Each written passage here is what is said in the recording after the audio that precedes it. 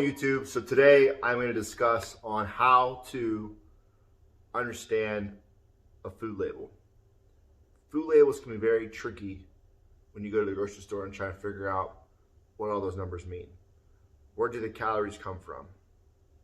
Well, the calories come from carbs, fats, and proteins. Also fiber. Where does fiber come in? How does fiber work? You might see all the times when you go somewhere to you buy like a protein bar, or as nowadays with like the keto stuff, you might see the net carbs. And where does that come from? Now, a lot of these companies out here will deduct the calories from the fiber off of the label. So you may think you're only eating so many calories, but in reality, you're actually not. And that's why I normally look at a label and I do my own math to see if it's correct. Even my MyFitnessPal, what I always use for a calorie tracker, does not always show the correct calories when you look at the macros. So what I did today is I have my little board here. I'm going to show you guys it, and I'm going to break down and explain protein, carbs, fats. I included alcohol too, because everyone thinks that they go out and get an alcohol beverage like the White Claws and they're 0 calories or 0 carbs. So actually not 0 calories, but 0 carbs. There's like not any calories in it, but you see there's 100 calories, 90 calories per can. Where does the calories come from? Well, it comes from alcohol. There is calories in alcohol. So let me show you that right there. I'm explaining it to you. We're going to go into food labels. We're going to go into the macros, how they break down. I'm going to explain fiber and how companies will deduct fiber off food labels, because there's fiber, there's soluble fiber and there's insoluble fiber. There's a difference. And then I'm also going to explain the thermic effect of food and how some people will eat more protein because they feel like it burns more calories. But why? Well, I'm going to tell you why. So looking at my whiteboard here, let's break this down. And then I'm going to show you guys actually food examples that people use every day. So as you can see right here, let me get a little closer to the camera here. You have your macros. You have your proteins, your carbs, and your fats. You can see this. And I put alcohol too. So for every gram of protein and carbs, they're both 4 calories per gram. For fats, it's 9 calories per gram. My knife is a little bad here. For alcohol, it's going to be 7 calories per gram. That's why when you consume alcohol beverages, you gain a lot of weight, because you think, oh, it's alcohol. There's calories, 7 calories per gram. There's a formula you can figure out when you drink something, how much alcohol is actually in that, and that gives you the calories. Or you can just Google your favorite beverage and find out how many calories are in it. So next, we're going to discuss fiber. So fiber, we have soluble fiber and insoluble fiber. So soluble fiber, okay, so it's still carbohydrate, so it's still 4 calories per gram, right? It's wrong. So if you see soluble fiber on the ingredient label, you're going to cut it in half. So it's actually going to be 2 calories per gram, because soluble fiber is actually absorbed in the body, and it's absorbed in the waste, gives the waste some type of like jello-ish consistency, and kind of helps it push the stool and the contents from your stomach into your intestines and to have your bowel movements. So soluble fiber is basically the clumping. Clumping is from soluble fiber. Insoluble fiber. Now, if you see insoluble fiber on your food labels, that means that there's no calories. So instead of being 4 calories per gram, it's actually 0 calories per gram, because insoluble fiber cannot be broken down by the body. And this basically just turns into like a rock and kind of pushes your food from your stomach into your intestines out your bowels. And any food that has insoluble fiber is 0 calories. Soluble fiber is 2 calories per gram. Insoluble fiber is 0 calories per gram. And that's fiber for you. So next we're going to talk about the thermic effect of food. Try and get this kind of better here. All right. So there's studies out there that state, now, I'm not saying that I agree 100% with this, but what I'm saying is when you structure your diet, if you include more protein, according to these figures, your body is going to naturally burn more calories. Because when you eat food, your metabolism breaks the food down and it generates heat, okay? Now, protein is not an energy source. Energy sources are fats and carbohydrates. Each one has a number attached to it as far as how the body will break it down and how it has to use more energy to break down the process. So in turn, your body will heat up and then you'll burn more calories. So essentially, according to these figures, if you eat a high protein diet, protein is going to generate between 20 to 30% more energy to break it down. Carbohydrates is 5 to 10%, and fats, because it's fatty tissue, fats normally go to your adipose tissue. So they don't take much energy to break down because, again, it's an energy source. Your body uses it as energy. So according to these figures from the ISSA text, when it comes to the thermic effect of food, if you eat a higher protein diet, your body's actually going to burn more calories. There's a less likely chance of eating a high protein diet for protein turning into fat. Now, there's still calories in, calories out. If you eat in excess of calories, you can still gain weight. But what I'm saying here is if you eat a higher protein diet, the chances that happen are a lot smaller because your body's going to heat up more to break the protein down, and you're actually not going to absorb as many calories as if you were to eat carbohydrates or fats. So next, let's discuss, like I said, one more thing. Again, like I said, alcohol. There's a formula out there you can find. It will break down per ounce how many calories are in the beverages that you normally drink. But like I said, a lot of companies out here nowadays are putting the calories on the label, so you understand that there is calories in alcohol. Remember, 7 calories per gram. So next, let's go over food labels.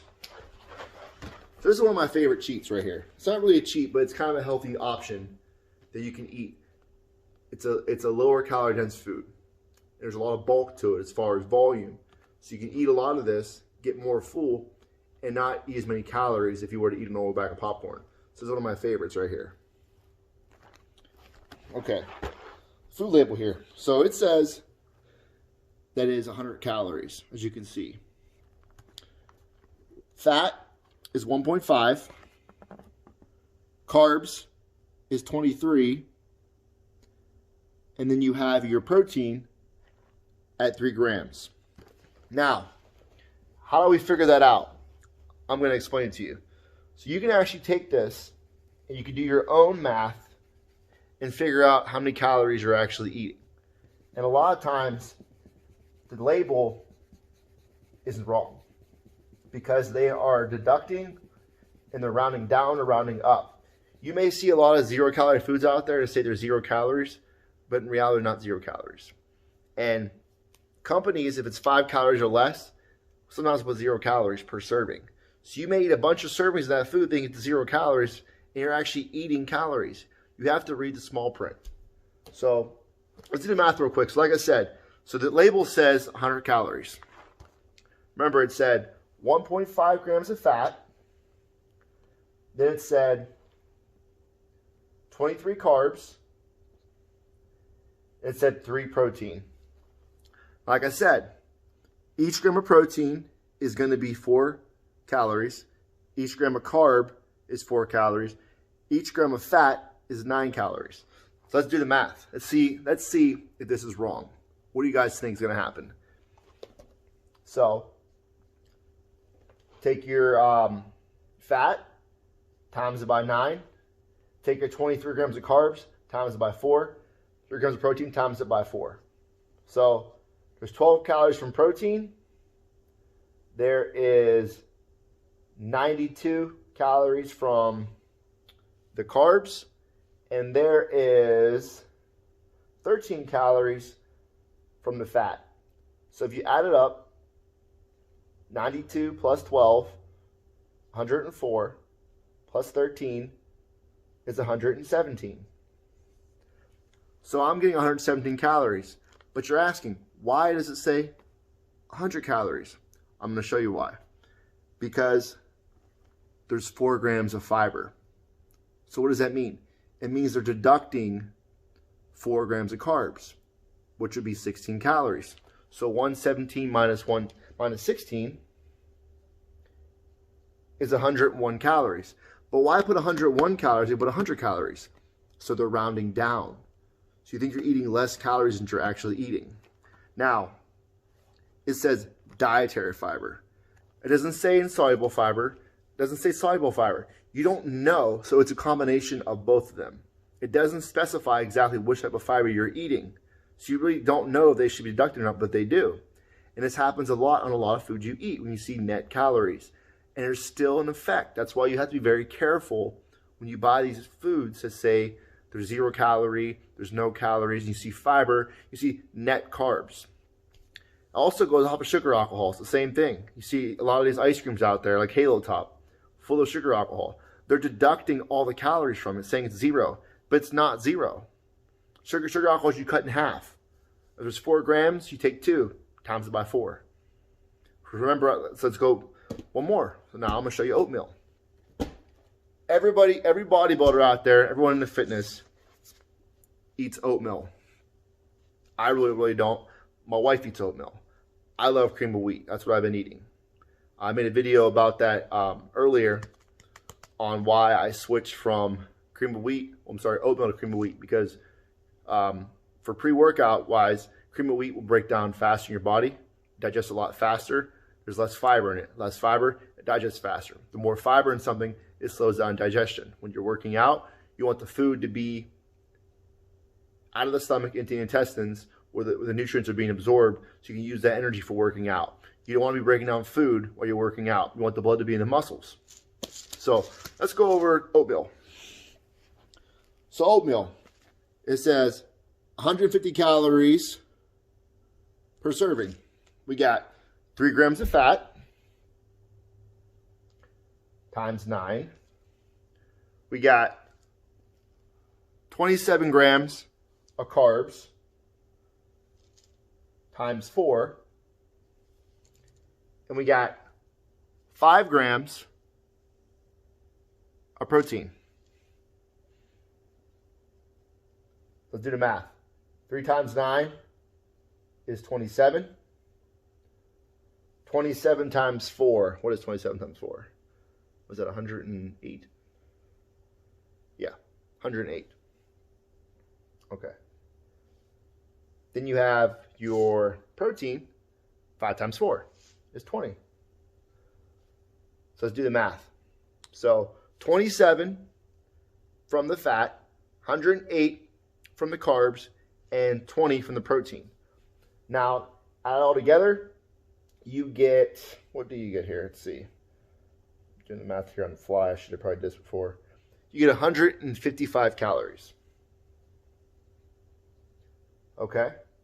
But this product is unique. I'm going to show you why, because they specify exactly what you're actually eating as far as fiber.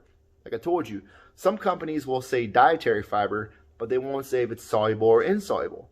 Remember, insoluble fiber, your body digests, it breaks down, it absorbs, it actually can be metabolized by the body. So 4 grams of soluble fiber, insoluble fiber is actually 2 grams of carbs, so it's only 8 calories. If it's insoluble, which means it can't be digested by the body, it's 0 calories. So, as you can see, dietary fiber is 4 grams, and soluble fiber, okay, which I just said is the kind that can be broken down. There's 2 grams. So what is 2 grams? 2 grams is 2 carbs. So 2 carbs times 4, which is 4 calories per gram, is 8 calories. So 155 minus 8, this essentially could have been 147 calories. But for the first time, they actually rounded up to make it even. What looks better on the nutrition label? 147, 150. I'm surprised they didn't go to 145. But the reason why they didn't is because it was closer to 150. So they actually rounded up instead of rounding down.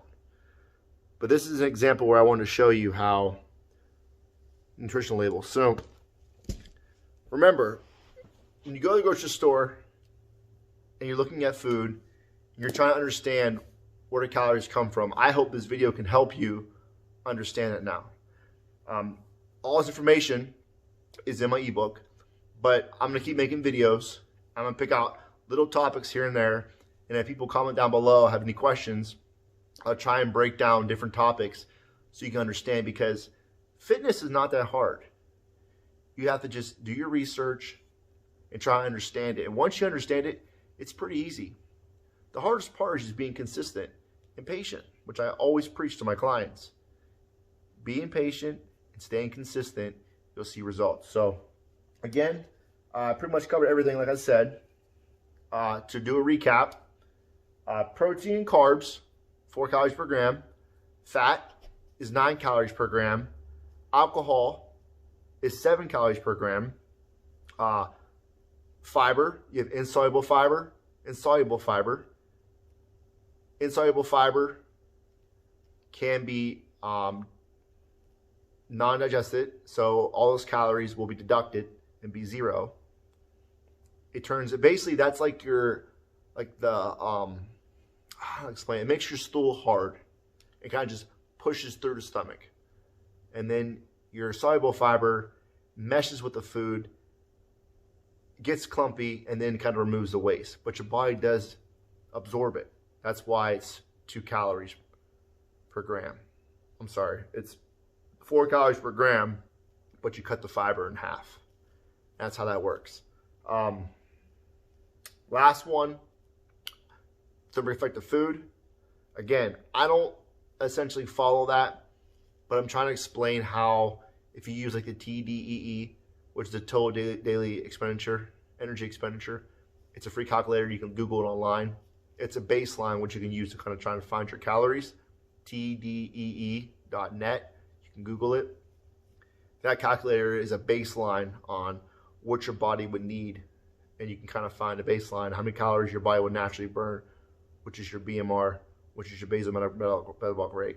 But all that together, thermic effect of food is also in there. And it kind of gives you a rough estimate, but you really can't, doesn't really know exactly what you're eating. But they say that if you eat a higher protein diet, you're naturally going to burn more calories. So remember, higher protein, so protein is 20-30%. Carbs is, let's say it was 5 to 10%, and fats is between 0 and 3%. So if you eat more protein, you're going to naturally burn more calories. So I hope you liked the video. If you did, like and subscribe. Again, if you have any questions, leave them down below, and I appreciate it, and thank you. Take care. Look forward to talking to you in the next video.